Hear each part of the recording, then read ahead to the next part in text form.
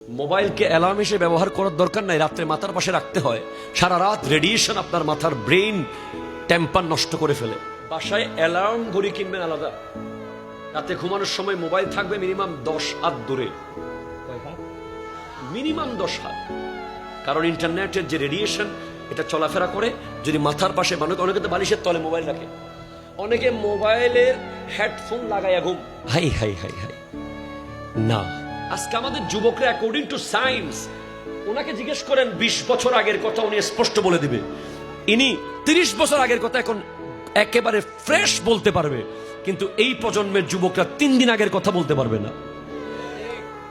কারণ স্মার্টফোন আমাদের frontal part, যেটা মস্তিষ্কের, এটাকে প্রতিনিয়ত ক্ষয় করে ফেলছে।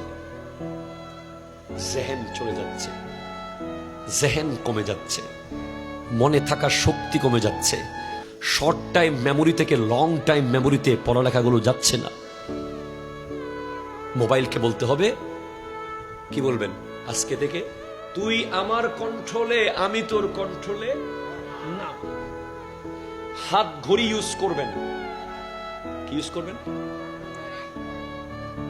আমি শুধু এটা ইউজ করি, এটার দিকে যেন তাকাইতে না হয়। ঘড়ি না থাকলে মোবাইলে তাকাইতে হয় না টাইম দেখার জন্য। তাহলে ডেলি 50 বার তাকানো বন্ধ হয়ে গেছে ঘড়ির কারণে।